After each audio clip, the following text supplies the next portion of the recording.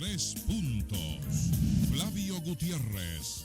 Ustedes y nuestros invitados analizarán el acontecer nacional e internacional, hechos e ideas que ocupan la atención de la sociedad. Un aporte al debate en busca de soluciones a los asuntos nacionales e internacionales actualizados. En Tres Puntos. Muy buenas noches, amigas y amigos de su programa En Tres Puntos.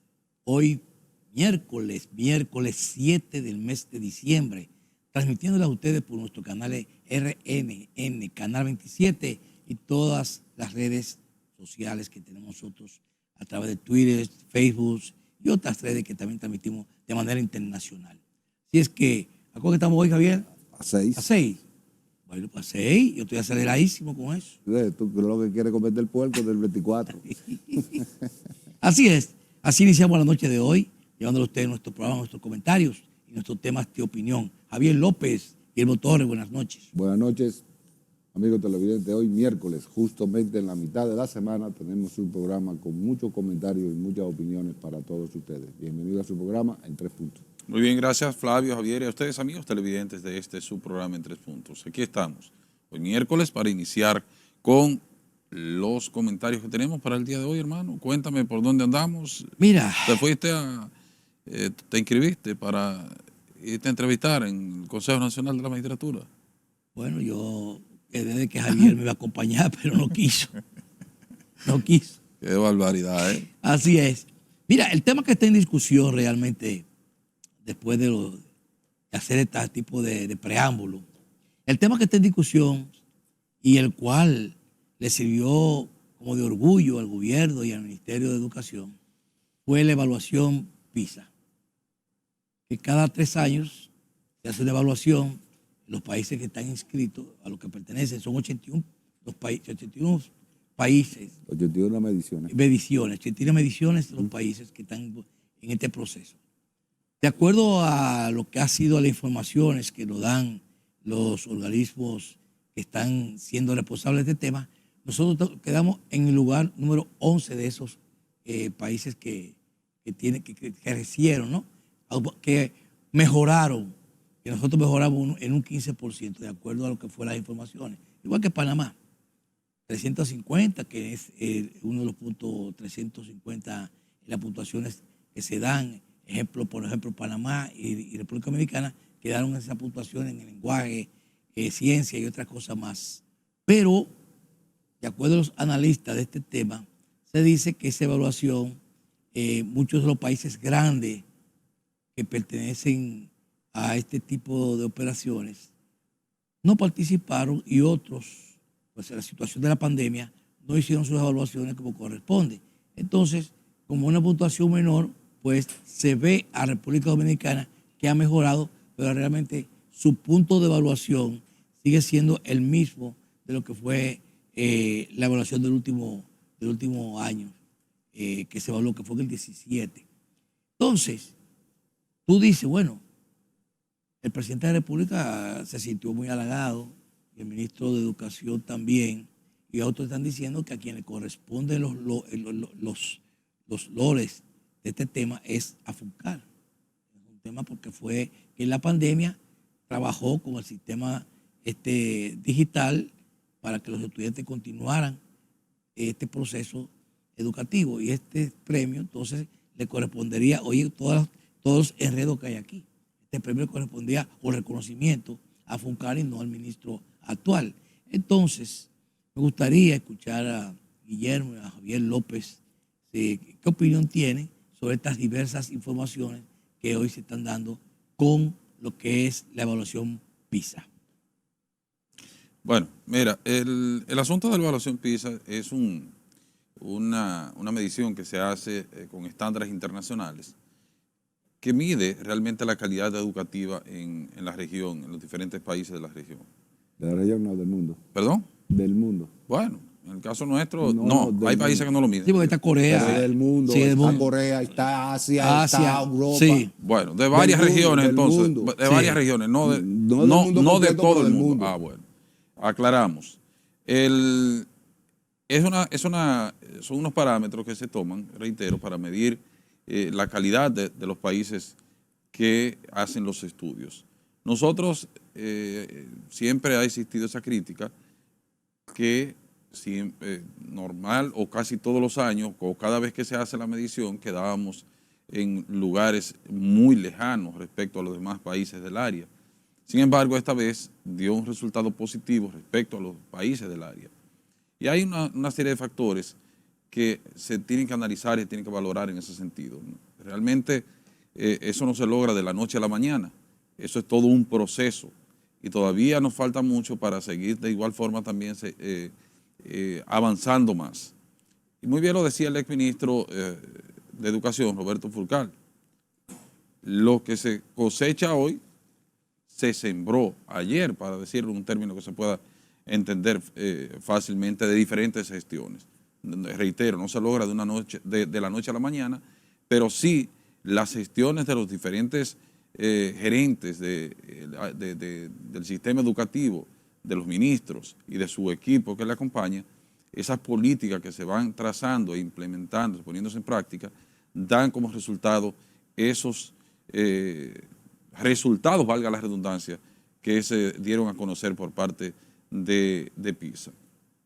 Siempre hemos dicho que las debilidades en el sistema educativo son multifactoriales, empezando desde una buena formación de base, desde la educación preuniversitaria con maestros competentes en el área. Hay debilidades que todavía el Ministerio de Educación puede seguir mejorándola, como no nos cabe la menor duda que el actual ministro de Educación, Ángel Hernández, está inmerso juntamente con su equipo. Cosas, diríamos, detallitos que se pueden ir, diríamos, cotejando a los fines de ir eficientizando la labor en el sistema educativo. Como por ejemplo, si un maestro, y tenemos las informaciones que se está dando, no en la dimensión que se estaba dando antes, pero sí se está dando. Por ejemplo, un maestro de media que estudió y que esas son sus competencias en la universidad, que lo coloquen en otra área que no sea de su competencia, en el área de inicial o en el área de idioma, entre otras. Eso no puede ser posible. Y eso normalmente se hace no con una línea de la sede del Ministerio de Educación, más bien se da en los distritos escolares para acomodar a un maestro o diferentes factores se dan con los directores de distrito. Y eso debe de controlarse desde la sede del Ministerio de Educación. El área de supervisión educativa tiene que trabajar en ese sentido para prohibir que el maestro que no sea de su competencia, que no sea de su área, esté en un área que no le corresponde. Imagínese usted un profesor de matemáticas que esté en el área de idioma. Imagínense ustedes un maestro de educación especial que esté en una área que también no le corresponda, o un maestro de ciencias naturales, un maestro de educación básica o inicial que esté en educación media y viceversa. Entonces ahí debe de ir trabajando o continuar poniendo los controles necesarios. De igual forma también las universidades, el sistema de educación superior debe de seguir endureciendo la enseñanza a los fines de que pueda salir un producto con la calidad que el mercado realmente necesita. Y de igual forma también controlar que las carreras no se masifiquen, en el sentido de que se hagan estudios de mercado y se determine para los próximos años, en los planes quinquenales, en los planes decenales que se han hecho, que se determine la cantidad de maestros, por ejemplo, para citar un caso de un profesional, como es el caso de la educación que estamos tratando. Bueno, para los próximos 5 años, 10 años se necesitan una proyección de tantos maestros y las universidades van a admitir a una cantidad en función de esa necesidad de estudiantes para estudiar, para ingresar a las diferentes carreras. No permitirle a que las carreras estén abiertas y que pase lo que está sucediendo ahora. Por ejemplo, en el concurso antes pasado, no recuerdo el dato específico del concurso que recién finalizó, pero en el concurso anterior participaron 80,000 aproximadamente maestros, se inscribieron. ¿Y cuántos fueron los que se nombraron? solamente unos 19.000 era lo que se necesitaba en el sistema. ¿Y qué va a pasar con todos esos profesionales que tienen un título ahí enganchado en su casa, que no van a encontrar la posibilidad de ingresar al sector laboral, donde el Estado es el mayor propulsor de esas vacantes? El sector privado, los estudiantes del sector privado andan alrededor de los 600.000 y tantos, y en el sector público andan sobre los 2 millones de estudiantes. Entonces, esa parte hay que controlarla.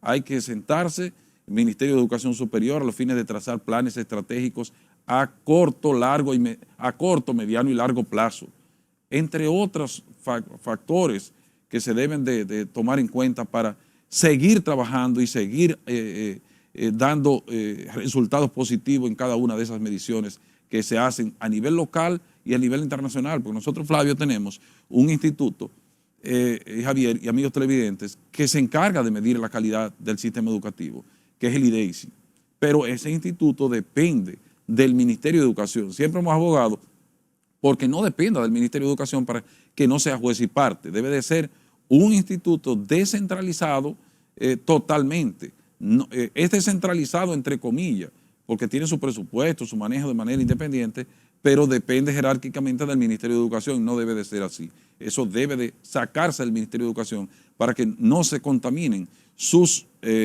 resultados. Javier, adelante con la evaluación PISA. Yo entiendo que Asia volvió a llevarse en esta evaluación todos los logros por la calidad de la educación en el Asia. Estamos hablando de Singapur, estamos hablando de Japón, Taiwán, China, Tailandia. Todos esos países asiáticos se llevaron la prueba PISA con los mejores resultados. En la República Dominicana, lamentablemente, Guillermo, tú, si limitas la entrada de estudiantes para estudiar magisterio, estás atentando contra las estabilidades financieras de las universidades que son privadas. Entonces, eso va a ser un sueño bastante largo el sueño. Realmente es como el niño aquel que va a su casa diciendo: saqué el segundo lugar en el examen. Ah, sí, ¿cuántos examinaron? 2. Entonces, hemos ganado un solo punto. Es un proceso que vamos a tener que llevar, que tenemos que continuar y tenemos que profundizar, porque dentro del Ministerio de Educación hay mucha lucha de intereses, fundamentalmente, que no deja que el Ministerio de Educación avance en las transformaciones que se necesitan la educación dominicana.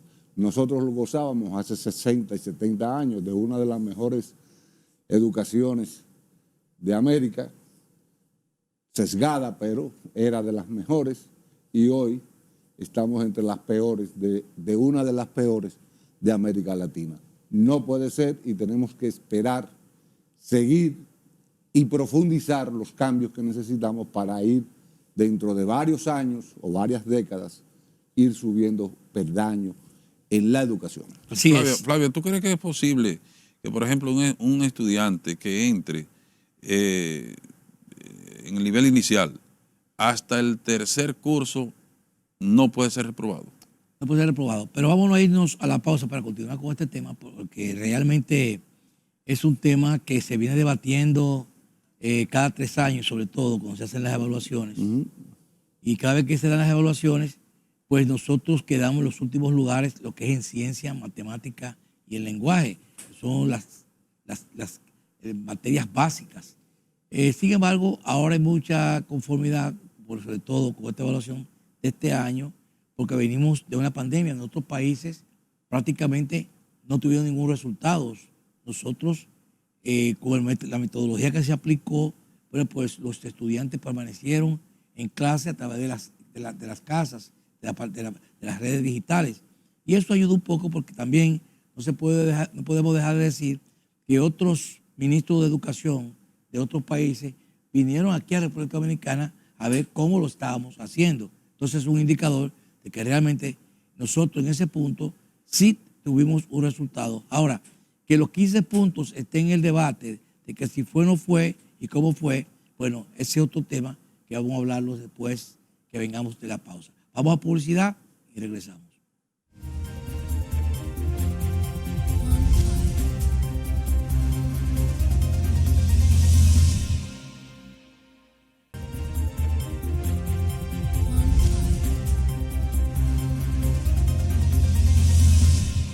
Bien, llegamos a la mesa de las conversaciones, pero llegamos a brindar.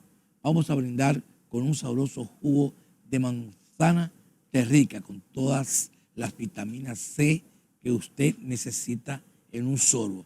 Toquemos las copas, señal de que estamos recibiendo casi un nuevo año, que ya estamos en la segunda semana, vamos a entrar ya prácticamente en los próximos días, avanzando el mes de diciembre. Pero siempre los productos ricos, tanto los jugos como los yogures, están presentes en cada momento. Ahora para las Pascuas, para la Navidad, disfrutar de un yogur y un sabroso jugo de cualquiera de las marcas de Rica o cualquiera de los sabores de Rica, usted puede estar seguro que va a estar bien y se va a sentir bien en estas festividades. Como esa agüita de coco que siempre está presente en estos momentos calurosos, usted puede también utilizarla mezclada o directa para que usted pueda estarse y sentirse feliz. Y para finalizar, esa sabrosita compota de Rica que después del almuerzo pues también cae bien en cada uno de estos momentos, pero siempre con la calidad y el sello de Rica. Correcto. Bueno, antes de irnos a la publicidad, decíamos aquí en el comentario que hay muchos que objetan prácticamente lo que se señala como las mejoras que se dio en las evaluaciones, en las escalas que tiene para evaluación el método PISA. Entonces me gustaría escuchar a Guillermo, que es un educador, que siempre está en todos estos procesos. ¿Qué dice la evaluación realmente? Mira, hay cuestionamiento con eso, de que si esas pruebas realmente se ajustan a la República Dominicana. Yo eso no lo discuto. No lo discuto porque los estándares de calidad deben de ser, diríamos, estándar. Los parámetros que se están utilizando ahí, yo entiendo que son correctos desde el punto de vista de analizar una serie de factores que influyen para medir el sistema de calidad en la educación, el sistema de aprendizaje. Más de aproximadamente unos 80 y tantos países, como bien decíamos anteriormente, participaron en este levantamiento de datos. Y en este sistema que estamos viviendo de la globalización, mal podríamos pensar que se tomen las cosas de maneras particulares en cada una de las evaluaciones de los diferentes países. Las pruebas, reitero, son estandarizadas, y eso me recuerda cuando se criticó mucho las pruebas Wonderlin, por ejemplo, que se estaban aplicando acá en los concursos de oposición para aspirar a docentes, que esas pruebas se criticaba que estaban diseñadas para otros países, pero son pruebas psicométricas, son pruebas que miden el nivel cognitivo de las personas que están postulando a las diferentes posiciones. Entonces, reiteramos, eso hay que analizarlo desde el punto de vista científico, no desde el punto de vista de la conveniencia que pueda en un momento determinado ofrecerle al país que se va a evaluar. Y reitero, este tipo de pruebas son positivas porque nos motivan a evaluarnos, a seguir mejorando, a tomar las medidas de lugar para esos fines. Y Javier decía algo que siempre ha permeado en el sistema educativo, en el segmento anterior, y son en el nuestro, ya yéndonos al caso particular, de lo general a lo particular, y son los intereses que merodean en el sistema educativo y más con el presupuesto más alto que puede tener una institución estatal que lo recibe el Ministerio de Educación. En ese caso, diríamos que sí, que eso tiene sus incidencias, porque los intereses donde quiera siempre están. Pero cuando encuentran a una persona que le hace el juego y que no tiene el carácter suficiente para enfrentarlo y que no cuenta con el apoyo político, pues ahí hay entonces debilidades.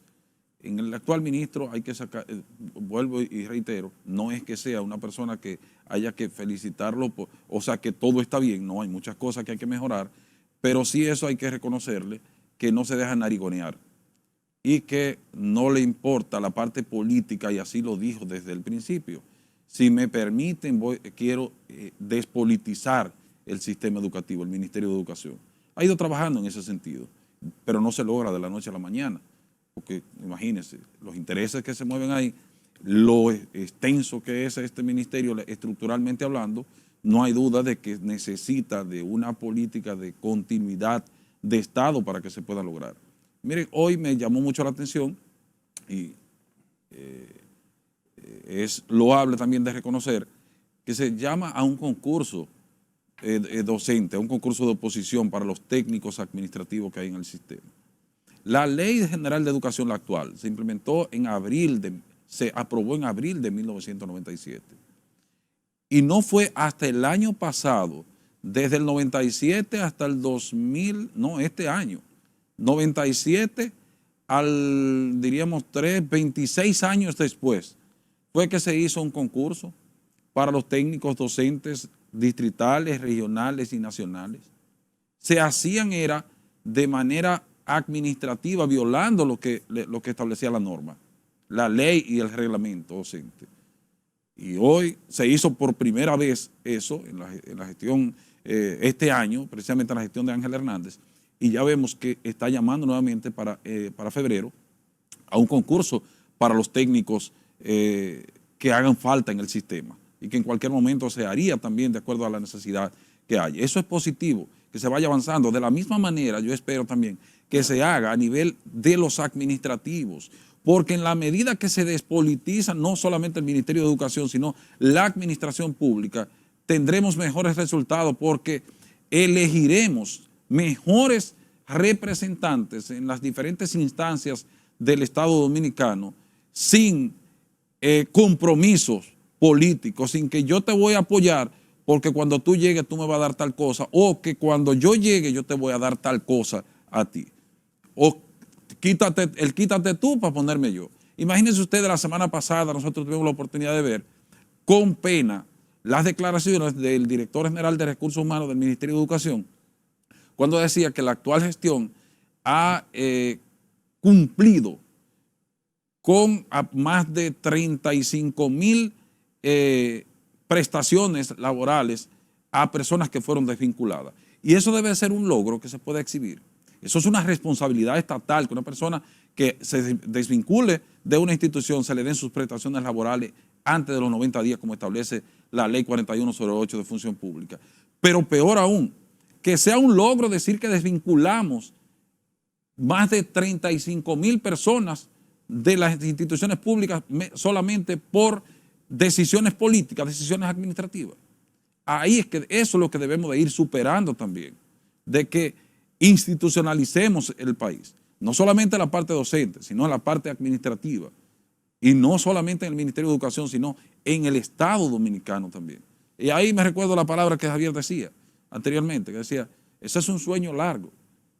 Eso sí puede ser un sueño largo, pero si lo empezamos a hacer con las decisiones responsables, creo que podemos en algún momento tener mejores resultados, no solamente en materia educativa, sino en sentido general de la República Dominicana. Pero nosotros estamos en materia educativa y dijimos hace 10 años, cuando se comenzó a implementar el 4% para educación, nosotros dijimos en ese momento que con esa estructura el Ministerio de Educación, esos recursos iban a ser un barril sin fondo. Seguimos pensando como los isleños, pensando en cosas pequeñas y aisladas. Resulta que República Dominicana ha hecho una inversión de más de 100 y pico de miles de millones de dólares que lo ha tirado, lamentablemente, por un zafacón, un país con una economía mediana dándose el lujo de votar esa cantidad de recursos. Cada vez que llega un ministro nuevo, no hay un plan de nación para levantar la calidad de la educación. Hay ministros que quieren de una vez remodelar sus despachos, comprar propiedades, hacer de todo, y se hablaba, incluso en aquel momento cuando se comenzó a dar el 4%, se hablaba de traer técnicos, profesores, maestros internacionales, y sin embargo todo eso se descartó por la presión sindical. Y hoy, ¿qué tenemos? Lo mismo, planes, lo mismo, y lo mismo. Planes hay. Vámonos a la pausa. La publicidad está primero. Vamos a la pausa y regresamos.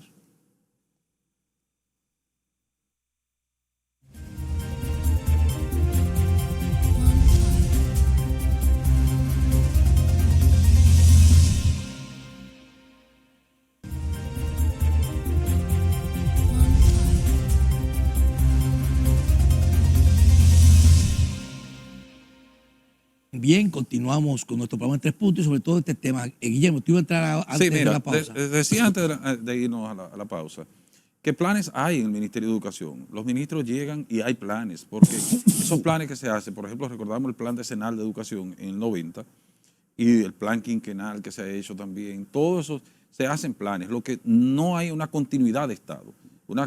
La parte institucional debe de tener esa garantía de que cada ministro que llegue no venga con un librito a implementarlo a su antojo.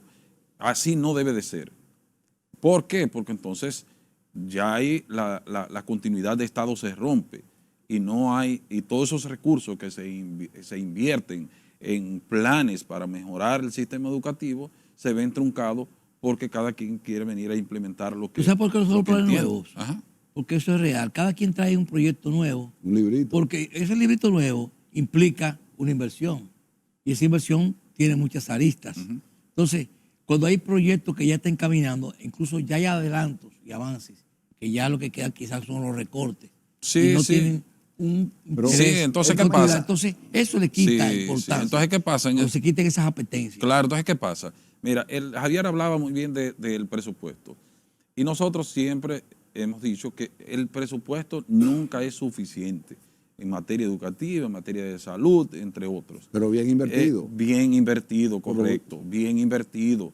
Y el propio ministro de Educación lo ha dicho, él lo dijo el año pasado escolar, que se votaron muchos recursos y que no se lograron los resultados esperados, pero eso no es con una varita mágica que se hace, eso no es de un día para otro, eso es con esos planes que nosotros estamos hablando, a corto, mediano y largo plazo, y que se le dé continuidad de Estado para que esa inversión en la educación y en cualquier otro sector pueda dar los resultados Yo siempre esperados. he creído, y lo he dicho aquí en otros programas, cuando nos toca hablar de estos temas, porque esto es, cada año se va a hablar casi prácticamente es repetir la misma palabra casi 20.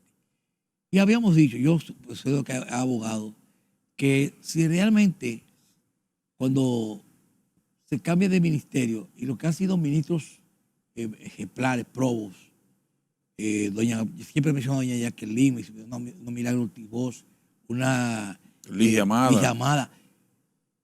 Esas que han pasado como unos secretarios, otros ministros, quedaran ahí como un ejemplo, como patronato prácticamente, para llevar un sistema educativo, o asesores, lo que tú quieras, pero que queden esas personas que han tenido proyectos, que han sido honestos en todos los desenvolvimientos de sus funciones y han sido pedagogos de naturaleza, por vocación, deben quedarse ahí, que han tenido grandes proyectos que no lo han podido desarrollar, pero sí estando cercanos a esos presupuestos, que ahora mismo su presupuesto, lo que se está yendo muchas veces, que a veces Guillermo dice que no, en salarios y otras cosas, prácticamente no retornan. Que los salarios son importantes. No, porque ahí sí, los estudios están ahí claro, bien claro, el presupuesto que que está destinado para los tú salarios. Mencionamos ahorita a doña Ligia Melo de Cardona. Sí. Doña Ligia, con mucho dolor yo la vi esta mañana hablando de lo que fue su gestión y de lo que fue, en términos generales, de lo que fue lo que es el Ministerio de Educación. Y ella dice, oye, en vez de, hay una ordenanza que limitaba las características que tenía que tener una persona para ser maestro y entrar al sistema. Esa es la orden del Yo 2015. No sé. Sí. Fue ella quien la propuso. En su gestión, cuando fue ministra de Educación Superior. Fue ella. O sea, una persona con vocación, con una serie de condiciones. Esa ordenanza fue bombardeada. Desde que ella salió hasta que por fin, yo no sé cuándo, pero hasta que por fin la derogaron. No, todavía no está derogada. Pero bueno, te estoy hablando. No tiene poco uso. Te invito a que veas, busques el programa donde estaba ella esta mañana y lo oigas, de la boca de ella. Ya derogaron. Entonces, si estamos buscando un objetivo, ¿cómo tú me vas a venir a cambiar ordenanzas que están ahí para acomodar a ciertos personajes que hacen vida, purulan, como decían nuestros ancestros, en el Ministerio de Educación? No, hay que, en vez de abrir, es cerrar para que haya mayor cantidad de calidad. Porque lamentablemente en nuestro país la calidad campea por sus fueros. No hay calidad en nada de la educación. Entonces, o sea, si tú estás poniendo calidad, no derogues las normas. Lo que se ha tratado de derogar, de cambiar, de flexibilizar. No me acomodes a los compañeros de la base para que vayan a entrar al sistema. Y estoy hablando de todos los partidos. Lo que pasa es que muchas veces las evaluaciones que se han hecho, esas evaluaciones no tienen las calificaciones necesarias. Y eso se ha demostrado. Pero si tú tienes un gremio que a veces, por aupar y aprobar a muchos de los compañeros que quizás no tienen el currículum o la currícula para poder... Ni la vocación. Ni la vocación para poder seguir avanzando. Entonces permanecen ahí, tanto por el tiempo, como también por situaciones que no se han preparado. Por ejemplo, sabemos que hay muchos profesores que casi todos tienen maestría. Muchos se han preparado muy bien, pero hay otros que se han quedado atrás. Pero por el tiempo se les quiere dar algún posicionamiento razonablemente, pero a veces no es conveniente. Pero Flavio, tú lo acabas de decir claro. Nosotros estamos hablando de la educación preuniversitaria, pero si nosotros nos vamos a la educación universitaria, al sistema docente, tiene muchísimas debilidades, porque, y ha ido mejorando, pero todavía no es lo suficiente, porque una persona que tenga una licenciatura, que tenga una ingeniería, que tenga una maestría, no significa que tenga las competencias para pararse en un aula a impartir docencia, porque hay que tener las competencias didácticas, la parte de la vocación docente, las competencias, reitero, para esos fines. Pero y es por eso que ustedes recuerdan los cuentos aquellos cuando principalmente en la universidad estatal, que había profesores que echaban los exámenes en la cama de la camioneta y decían que lo que se quedaban ahí era que pasaban. O sea, miren qué criterio. Y hay muchas barbaridades y muchas anécdotas que no solamente son cuentos, son realidades que se daban en la Universidad Autónoma de Santo Domingo. Recuerdo... déjame decirte algo. Aquí en República Dominicana, para tú dar clases en ciertos colegios de media, tú tienes que tener maestría. Sí. Exigen la maestría para entrar a dar docencia ahí. Eso es la calidad de la educación. Sí. Ha ido mejorando, Javier, porque, por ejemplo, el Ministerio de Educación tiene una ventaja también que incentiva a la titulación, la preparación. En el caso del Ministerio de Educación, que es la institución pública del Estado, que es la mayor empleadora, le dan un incentivo a aquellas personas que obtengan un título de maestría, que obtengan un doctorado. Y nosotros podemos ver los parámetros, o no los parámetros, sino las estadísticas, como, por ejemplo, 15 años atrás, la cantidad de personas que tenían un nivel de doctorado en el Ministerio de Educación Docente y lo que tienen hoy en día. Eso ha ido mejorando y esperamos que siga mejorando. Yo pregunto, ¿cuántos profesores hay en el sistema? 10. ¿Cuántos de esos 10 tienen maestría? tienen doctorado. A eso me refiero. Bueno, ya hay entonces, estadísticas en ese sentido. Hay estadísticas, Sí, pero... y ha ido mejorando. Sí, pero necesitamos más. Pero vuelvo y te digo, ¿cuántas escuelas hay? ¿Cuántos de esos doctores o esos que tienen maestría están diseminados en todas las geografías? Pero las universidades... Para tú dar clases en la universidad, tú tienes que tener maestría obligado. Bueno, pero no ahí está la falla, que no solamente las maestrías. ¿Qué pasa en el sistema educativo preuniversitario, Flavio? Pero la maestría con orientado a la educación. Claro, porque muchas veces... ¿Tú ves? Muchas veces van profesores, porque son maestros, han hecho maestría en ingeniería, administración, no tienen la vocación para educar. Tienen el conocimiento, Flavio, pero no saben cómo enseñar. Transmitir los conocimientos. Sí, pero eso es básico. Claro. Entonces, ¿qué pasa, Javier? Estamos hablando precisamente de que si tú estás dentro del sistema educativo. Entonces, para cerrarlo, Flavio, mira, ¿qué pasa? Entonces se supone que tú debes de especializarte en esa. Para cerrar el tema, mire, ¿qué pasa en el sistema de educación preuniversitaria? Se necesita una licenciatura en educación, como bien decía Flavio, y en su defecto tiene que tener obligatoriamente una habilitación docente, que son 2 años que se dura ahora. Pero en el sistema de educación superior no le exigen eso, deben de exigirlo por regla. Vámonos a la pausa para continuar con nuestro programa en 3 puntos, que viene la última pausa comercial para poder continuar con ustedes en este programa en 3 puntos. Vamos arriba.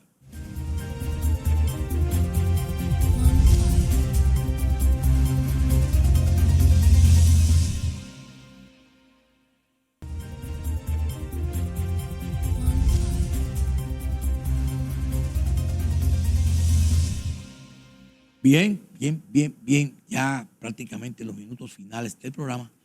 Mire, nosotros decíamos en el día de ayer, con respecto a lo que pasó en el Colegio de Abogados de la República Dominicana, el CAR, que además de vergonzoso esos hechos que se dan allí, hay muchos involucrados, tanto de los propios partidos políticos de la oposición y líderes que están en este proceso manejando. Bueno, los intereses siguen también penetrando en los grupos, los gremios y en todo lo que puede ser en favor a la política dominicana. Entonces, esta situación, nosotros hacíamos un análisis de lo que ocurrió en el colegio el sábado pasado y decíamos que a pesar de que la Comisión Electoral había dado un veredicto dando ganador a un candidato, ¿verdad? Que fue a Portentini, ese ganador lo dio el colegio como una forma de cerrar el proceso electoral. Ahora, decíamos que si eso estaba de acuerdo a que el candidato perdedor, que era López, podía aceptar lo que le estaban diciendo que fue que perdió. Sin embargo, ya en el día de hoy se hizo una rueda de prensa. Y esa rueda de prensa dice el candidato y del Partido Revolucionario Moderno que van a impugnar ese proceso electoral. Ya impugnó, Flavio. Ya impugnó el proceso electoral. Y dice que con alianza o sin alianza, el candidato ganador ha sido López, del Partido Revolucionario Moderno. Ya ahí hay un conflicto que se está dando realmente porque los dos se han declarado ganadores. Primeramente se declaró el PRM y luego la oposición, a través del Partido de la Fuerza del Pueblo, el Partido de la Revolución Dominicana, apoyaron la posición de que realmente el candidato era Portentini. Entonces, cuando tú ves situaciones como estas, donde realmente la política incide en los gremios, donde debiera ser una voz autorizada, porque, por ejemplo, el Colegio de Abogados, cuando hay conflictos legales, conflictos que tienen que ver con el accionar jurídico, tiene que tener una voz totalmente de confianza para la población, una voz que cuando dé una opinión, sea una opinión que sea profesional, no una opinión política o respondiendo a una línea política. Pero no solamente el Colegio de Abogados, todos los gremios responden a posiciones políticas.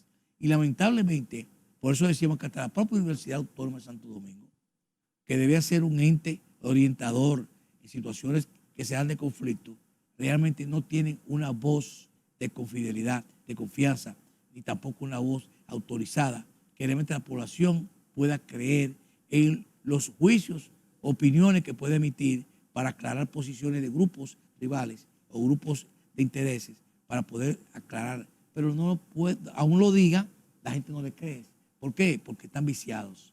Y estos puntos que se dan, por ejemplo, que es lo más reciente, mientras la política siga permeando en los gremios, tanto laborales, profesionales y de otras índoles, nosotros vamos a tener un issue que vamos a dar al traste a lo que está ocurriendo en el día de hoy y sobre todo en medio, prácticamente, pues ya la Junta Central Electoral declaró y abrió las elecciones, tanto para las municipales, ya la abrió, pero que siempre ha estado abierta, lo que la oficializó, vamos a decir así.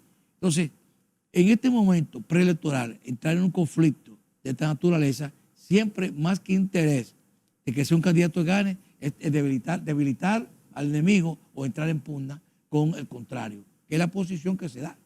Pero tú tienes, esos son reflejos de la Guerra Fría. Totalmente.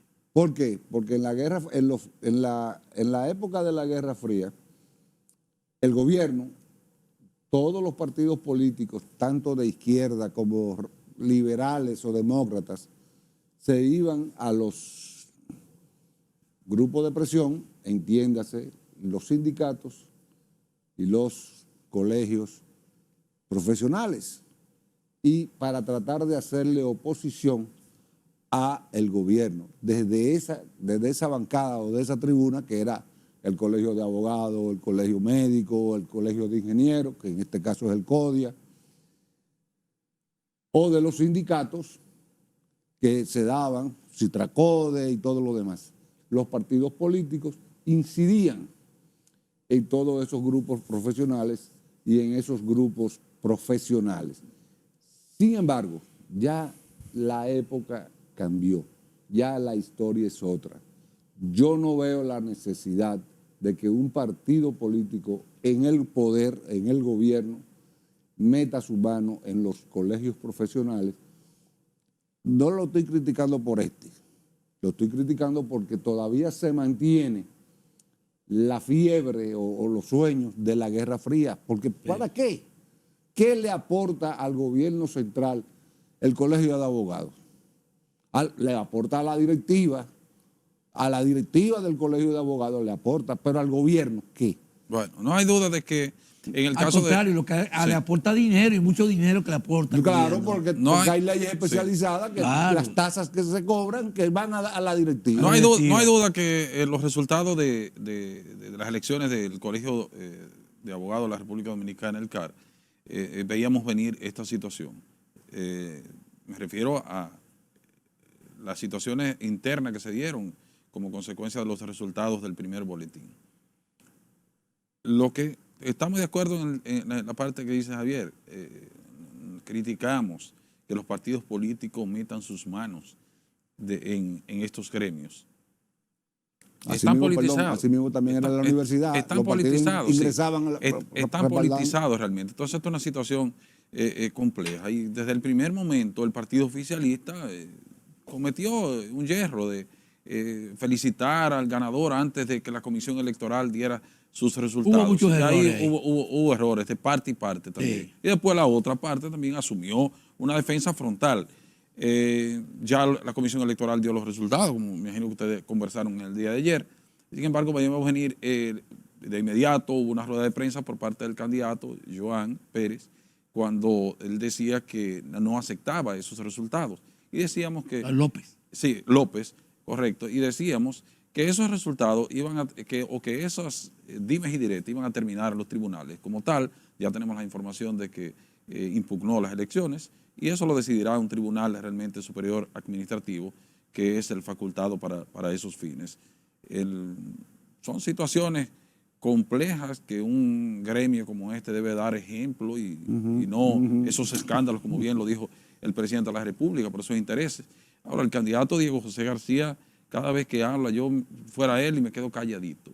Y cada vez que habla, mete la pata más hondo.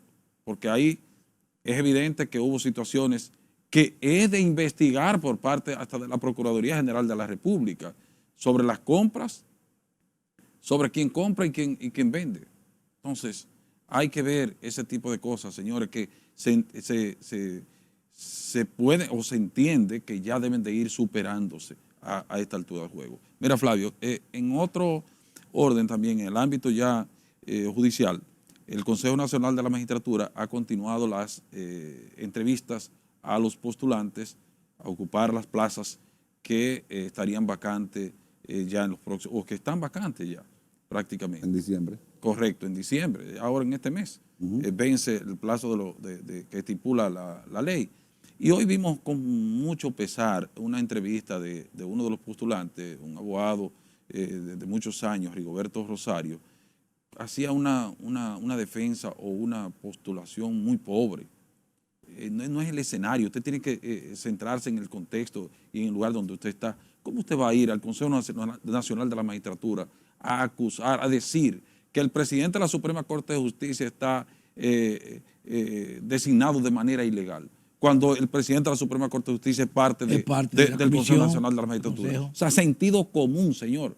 La vicepresidenta de la República, que estaba presidiendo el Consejo, le llamó la atención y le dijo que ahí no se iban a permitir irrespeto. Y muy bien, cuando Pacheco le hizo la observación, cuando ya él se estaba saliendo de contexto, Pacheco le dijo, vicepresidenta, y ella de inmediato actuó. Señores, sentido común. Usted tiene que analizar cuando usted va a decir una cosa en el lugar donde usted está. Ni pregunta le hicieron. Ya, eso fue una galleta sin mano, descartado sin duda alguna, hermano Flavio. Y actualmente, para terminar, en estos precisos momentos, el Consejo de Gobierno está reunido, el presidente de la República reunido con todos los ministros y directores generales, a los fines de darle continuidad a esas reuniones frecuentes que hace el presidente. Mira, antes de terminar, que ya nos quedan pocos segundos, realmente el presidente de la República y todo lo que conoce el caso con la frontera haitiana se consideró como una provocación y una falta de respeto a lo que aquí ocurrió. No podemos dar los detalles completos porque ya el tiempo se nos agotó, pero realmente es un punto que las autoridades haitianas desconocen. Ahora están diciendo que no son policías, que fueron una intervención de grupos totalmente fuera de control, pandilleros. Y otros dicen que fue en su territorio. Y es mucho más peligroso. Aquí lo que están discutiendo es una violación al Estado dominicano, a la frontera. Pero eso lo vamos a discutir en otro momento más, en nuestro programa en 3 puntos. A ustedes solo resta decirles, pásenla bien. Buenas noches, hasta mañana. Buenas noches. Feliz noche.